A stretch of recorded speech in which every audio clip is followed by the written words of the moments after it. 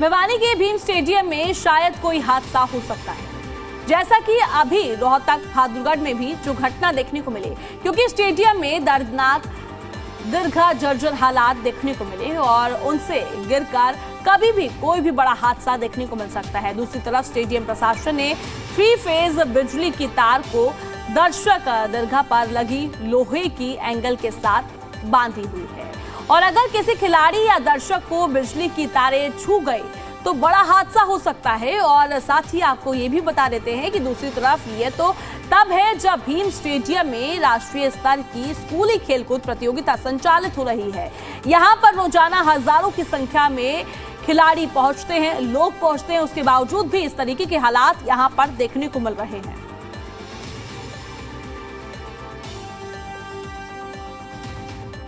अरे ये अभी तो सब टूटा हुआ है पैर, तो उधर लिखा भी हुआ है इन पर प्रैक्टिस मत करो और बहुत दिक्कत है। उधर तक हादसा हुआ है, ये करंट आ सकता है, ये बिजली के तार बांध रखे इधर, इनको हटवाए पैडे थोड़े सुविधा बनाए स्टेडियम में। सर वैसे तो और गेम्स में तो ठीक है, मतलब जैसे कि अगर हम कोई भी गेम करते हैं तो हमें गेम के इक्विपमेंट्स भी अवेलेबल होते हैं प्रैक्टिस करने के लिए, लेकिन जो बच्चे रनिंग करते हैं या सीढ़ी पर प्रैक्टिस करते हैं, अगर वो बाय चांस गिर जाते हैं सीढ़ी से, उनको इंजरी हो जाती है, उनके गेम पे बहुत ज़्यादा इफेक्ट पड़ता है, उनका टाइम भी वेस्ट होगा कि इतने टाइम उनकी प्रैक्टिस पे इफेक्ट पड़ेगा, उनकी प्रैक्टिस नहीं हो पाएगी।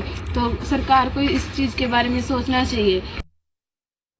दिल्ली क्राइम ब्रांच की टीम को बड़ी कार्रवाई मिली है, हाथ लगी है और साथ ही आपको बता दें कि ये सफलता देखने को मिली है। चाकू हमले के वांछित आरोपी को गिरफ्तार किया गया है और सरिता विहार थाने में दर्ज था ये केस। आरोपी पिछले 2 महीने से पुलिस से फरार चल रहा था, लगातार ठिकाने बदलकर गिरफ्तारी से बच रहा था। इसी बीच ये बड़ी कार्रवाई देखने को मिली। फिलहाल ये आरोपी पुलिस की गिरफ्त में है और साथ ही आपको ये बता देते हैं कि क्या कुछ पूरा मामला है। ये क्राइम ब्रांच की कार्रवाई देखने को मिली। चाकू वारदात को अंजाम दिया गया था और चाकू हमले के वांछित आरोपी को अब पकड़ा गया है, ये पुलिस की गिरफ्त में है। सरिता विहार थाने में दर्ज था केस और इसी बीच ये बड़ी कामयाबी देखने को मिली है और साथ ही बड़ी कार्रवाई भी देखने को मिली। दिल्ली क्राइम ब्रांच की बड़ी कार्रवाई देखने को मिली है। चाकू हमले के वांछित अपराधी को गिरफ्तार किया गया है और सरिता विहार थाने में केस दर्ज था। उसी के बाद से ही ये कार्रवाई देखने को मिल रही थी, पर ये आरोपी बार बार फरार हो रहा था। इस बीच ये बड़ी गिरफ्तारी देखने को मिली। 15 नवंबर से अंतर्राष्ट्रीय गीता महोत्सव भी चला हुआ है और इसको लेकर ब्रह्म सरोवर पर सफाई जरूर की जा रही है और लेकिन धर्म नगरी की कॉलोनियां, सेक्टरों, धार्मिक स्थान, सड़कों पर गंदगी का आलम साफ तौर पर देखा जा रहा है। नगर परिषद थानेसर डीएमसी अमन कुमार का कहना है कि हम सफाई की तरफ ध्यान दे रहे हैं और कहीं पर गंदगी को लेकर शिकायत मिलती है, हम उससे पर जो है फौरन कार्रवाई करते हैं। और इतना ही नहीं, कॉलोनी में खाली पड़े प्लॉटों में नगर परिषद के सफाई कर्मचारी कचरा डालकर उसमें आग लगा देते हैं और प्रदूषण भी फैल जाता है। कहीं ना कहीं इस कचरे से बीमारी भी पनपती है। लोग कहते हैं भी अंतर्राष्ट्रीय स्तर पे इसको सरकार लेके जाना चाहती है, पर यहाँ पे देश विदेश से इतने लोग, यात्री लोग आते हैं, यार इतना बुरा हाल है यहाँ पे। पश्चिमी कोने पे धर्मसर शहर के अंदर सफाई व्यवस्था की जो नगर परिषद के जो ये सफाई कर्मचारी हैं, जहाँ कूड़े का ढेर लगे अपने को उठाने का काम नहीं करते। जब वो ढेर ज़्यादा हो जाता है उसमें आग लगाने का काम करता है। वो आग लगाने से अब कुछ दिन पहले यूनिवर्सिटी का जंगल है, इसमें आग लगी, बड़ी मुश्किल से आग बुझाई गई। अब ये मेरा दफ्तर है, मेरे दफ्तर के सामने देख लो आप, जब कूड़ा करकट था। तो सफाई को लेके जो नगर परिषद है वो बहुत ही इसके बड़े अच्छे से इस चीज़ को आगे बढ़ा रही है कि सफाई को लेके कोई भी कॉम्प्रोमाइज़ ना हो। इसके लिए हमने जो गीता जयंती को लेके एक सफाई का टेंडर जो करना होता है वो भी टाइमली कर दिया है और टाइमली सफाई कार्य भी आरंभ हो चुका है। इसके साथ साथ मैं ये बताना चाह रहा हूँ कि जब भी बीच में कहीं से जो शिकायतें रिसीव होती हैं, नगर पालिका उस पर तुरंत कार्रवाई करते हुए उसको संज्ञान में लेके और वहाँ पे सफाई का कार्य करवाया।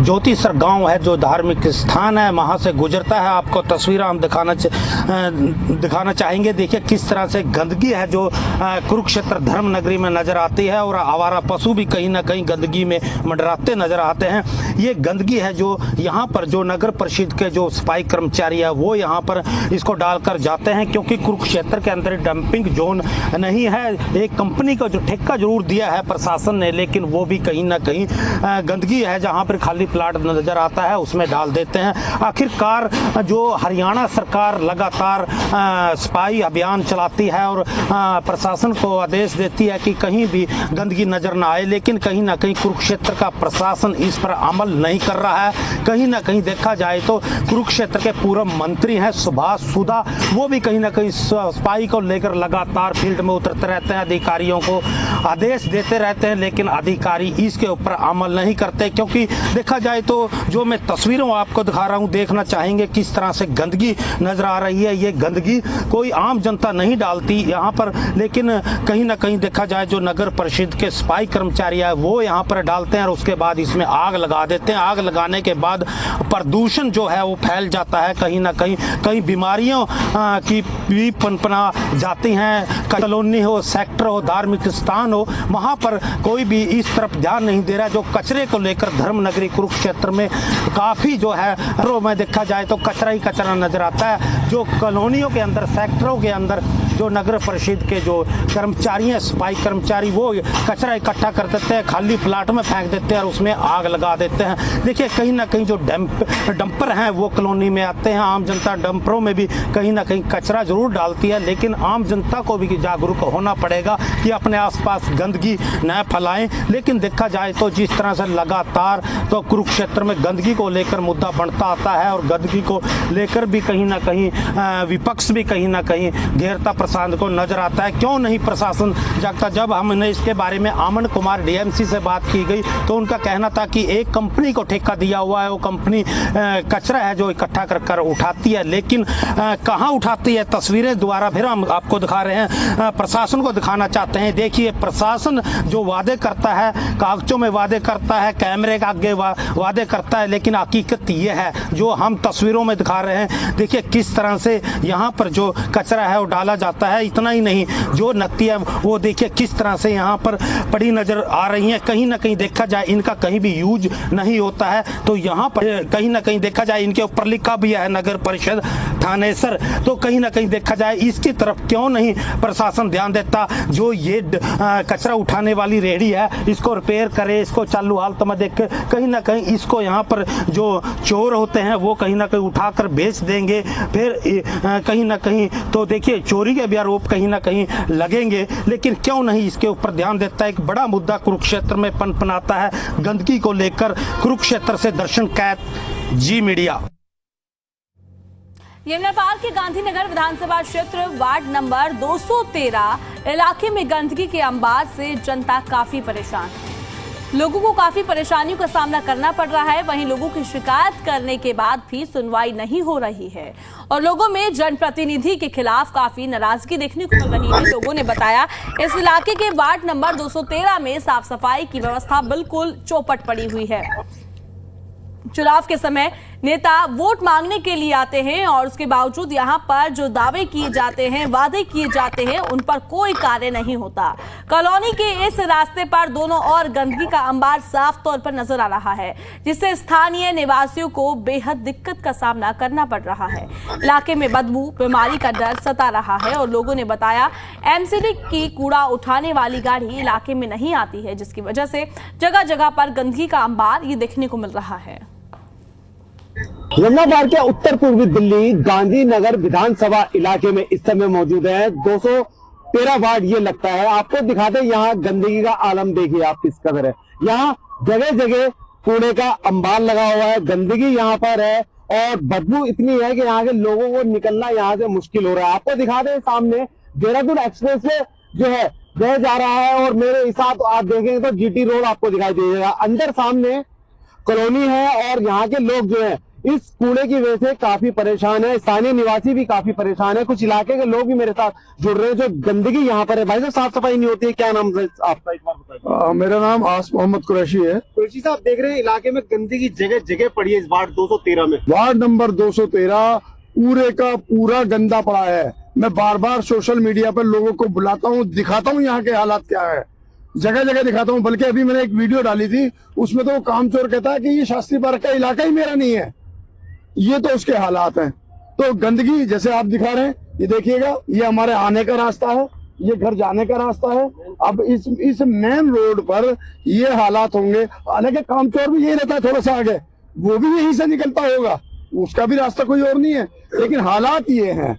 तो इस हालात को आप दिखाइए, बताइए कि पब्लिक के साथ क्या परेशानी है। इस गंदगी की वजह से कितने यहाँ पर मच्छर हो गए हैं, इस गंदगी की वजह से कितने लोग यहाँ पर बीमार पड़े हुए हैं, इस गंदगी की वजह से यहाँ का शास्त्री पार्क का हॉस्पिटल भरा हुआ है यहाँ के बीमार लोगों से।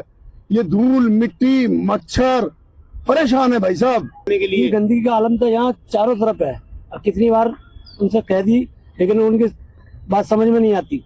कहते हैं करवाएंगे सफाई, लेकिन सफाई नहीं होती है यहाँ। अच्छा, यहाँ पे निगम पार्षद से कंप्लेंट कर चुके हैं, विधायक से कंप्लेंट कर चुके हैं, पर ना कोई विधायक सुनने को राजी है, ना निगम पार्षद सुनने को राजी है।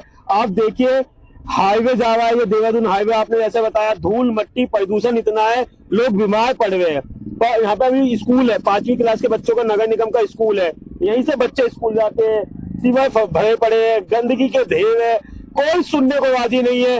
अरिंदर सिंह लवली जी जो कि गया भी रहते हैं, उनको जब से जीते जब से लापता है, उनको लोगों ने देखा ही नहीं, जब से जीते जब से दिखे ही नहीं। उनको कहा पूर्वी दिल्ली का सीएम, वो पूर्वी दिल्ली के सीएम का ये देखिए हाल, ये सीवर भरे पड़े। मैं तो कल देख भी रहा था कि कहीं गटर के नीचे तो नहीं है, मैं आवाज दे लूं विकास पुरुष उठिए। कैसे यहाँ से आना जाना होता देख रहे हैं, रास्ता में मतलब पूरा पड़ा हुआ है। तो आप देखने रहे कितना मुश्किल है बच्चों के साथ में निकलना। साफ सफाई नहीं होती, बिल्कुल नहीं होती, बिल्कुल भी नहीं होती। अंदर गलियों में क्या हाल, गलियों में इससे भी ज्यादा बुरा हाल है। निकल के देख लो, आप चल के देख लो।